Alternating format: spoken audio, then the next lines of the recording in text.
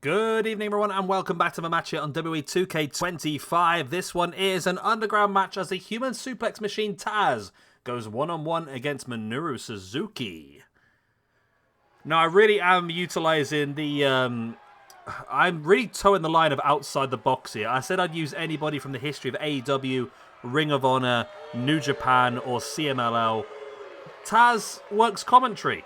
Therefore, I've classed him as an AEW guy. Why not? Let's bloody go for it. Plus, I thought it'd be really fun. We don't often get time to use Taz. I think PJ Tovey has booked him in a few weeks' time as part of the big triple threat CW and ECW. Brock Lesnar, Taz, and Dr. Death Steve Williams. Yeah, that'd be pretty fun. The Battle of the Suplexes. I mean, delving into the ranking system, then Taz is not currently on the female ranking system. Let's change the page. There we go. Taz. Currently +6 from 16 matches. Actually very good. Didn't think he was that high, to be honest. Very, very good indeed. What about Suzuki? Minoru Suzuki +13 from 14 matches. Wow, Suzuki is a beast. Looks like Suzuki's only ever lost one match, and that was in 2023. Apart from that, he has won every other match he's been involved in this universe mode. He does have some tough ones coming up, though. I mean, of course, he's got this one here today. And then also at the pay-per-view, he's going to be involved in a triple threat between himself, of course, Suzuki, Tomohiro Ishii, and Shibata, which I think is going to be absolutely brutal. Three guys just knocking the absolute snot out of each other. I mean, apart from that, I think that's pretty much all he's booked up for at the moment. But then again, if he forces our hand and gets more opportunities, that's how it is. Right, I might actually move one of the matches around, because I've got two matches that are very similar, but they're both at the next pay-per-view. I've got two Fatal 4-Way Elimination matches. I think I might move one, but I don't know, actually. I don't know, to be honest, actually. I might just keep it as it is. We've got 6-man tag, singles. Oh, no, that's probably fine, to be honest. I think this weekend has got more multi-person matches, so it makes sense. That's the way we balance it. There we go. Here he is then, the big man Taz, the human suplex machine. This match type is sort of suited for him, I suppose. It's going to be absolutely brutal. Two guys, like I said, beating the snot out of each other, looking to get themselves some ranking points. And both eyeing up the brand new champion, of course, Razor.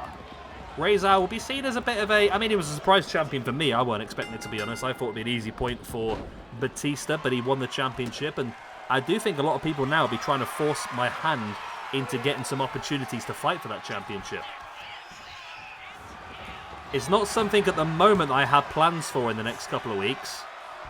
Potentially it should be, though, because there's so many fantastic strong-style wrestlers that probably would suit the style. Whereas when we come around to doing When Worlds Collide, when we do WWE versus... potentially Pro Wrestling Noah might have some. I always used to like Daisuke Sekimoto, didn't I? Is that his name? Daisuke Sekimoto. That was the man, wasn't it? There he was. Absolute beast of a man he was. Where did he work? Sekimoto was Big Japan, Pro Wrestling 01, All Japan. Never actually worked either Noah or New Japan. That surprises them. All Japan, Big Japan, DDT Pro, NWA. He suits this style then, to be honest. I might actually, just because I don't remember using him for a very, very long time, I might see if I can try and squeeze him into the next couple of weeks. As Taz now already busted open. I wasn't paying attention. I was looking at pictures of Daisuke Sekimoto, but already busted open here by Suzuki. But Taz is also in control of the match. And Taz suits this style very much. I would like to do a proper blood sport. It might end up being a tournament, to be honest, because I don't know if we can do a full... Could we get away with doing a full week / pay-per-view of this? Or is the underground style just a bit too much to do? Would it be a bit too boring to do that much of it? I don't know. Again, another one for you guys in the comment section.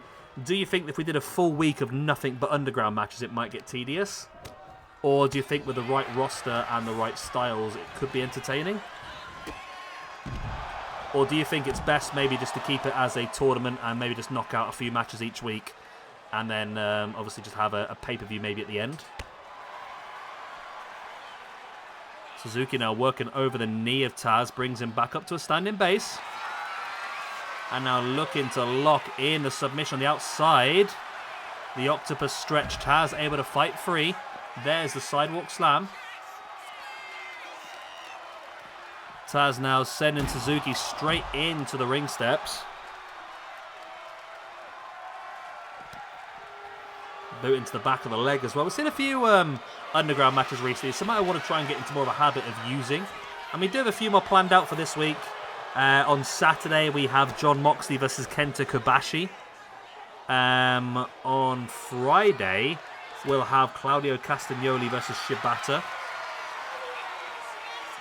And then next week, we've got the likes of Shingo Takagi versus John Moxley. We've got Marina Shafir versus Shuri. Samoa Joe versus Ishii. I've also got a match between Nigel McGuinness and William Regal planned in, but I don't think that's going to be an underground. I think that'll just be standard, I think. I would like to utilise the Pure Championship at some point. I know I keep talking about it, and again, I've got too much on. I need to get this bloody Latin American Championship tournament. If it wasn't for me being ill this week, my plan was to get that done. But because I've been ill and I wrote a big schedule, I'm now up to 3 or 4 matches a day again. For the next 2 weeks solid, which is an absolute pain in the backside. But at least I'm only away for a couple of days. So last time I did this, I was away for a week and I had to get everything recorded on the weekend and then edited and uploaded. It was a mess. An absolute mess. As Taz now stalking. Minoru Suzuki locking in the Taz mission on the outside. Will Suzuki tap? No, Suzuki able to break free and rocks Taz with the elbow right in the face. Taz now lovely suplex capture T-bone. Taz one of my favourite wrestlers, you know. I don't know what it is.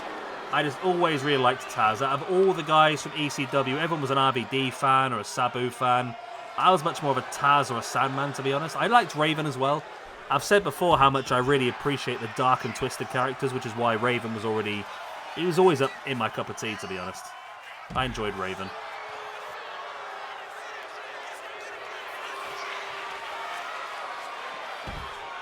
And Taz once again locking in the Taz mission on the outside on Suzuki.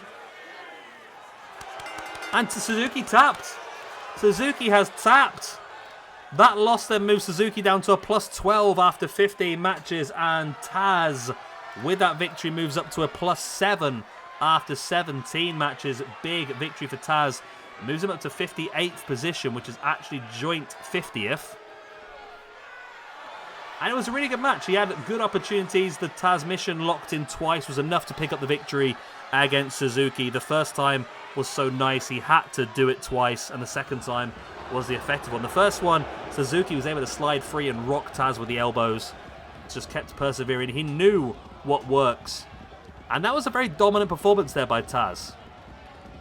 And maybe it is something we should look at, potentially Taz getting that opportunity in the future against Rezar. Right then, great victory for Taz. Please do like and subscribe with the good stuff. That is the end of our 4 matches for today. Tomorrow, we will have women's 6-man tag elimination action as Tekla, Sky Blue, and Julia Hart, the Triangle of Madness, go up against Odu Tai, I never pronounced that correctly, Starlight Kid, Natsuko Tora, and Momo Watanabe. Chris Jericho faces Hiroshi Tanahashi one-on-one, which would be a great match. We'll have Mystico, Mascara Dorada, Dragon Lee, and Titan in the Cruiserweight qualifier from CMLL. The winner of that one will join Will Ospreay, Jushin Liger, and Sammy Guevara in the Cruiserweight Championship match on Sunday's pay-per-view. And finally, tomorrow, El Santo, the original El Santo, goes up against Antonio Inoki in a real clash of the legends. Good night, God bless, I'll be the same, I'll see you tomorrow, bye-bye.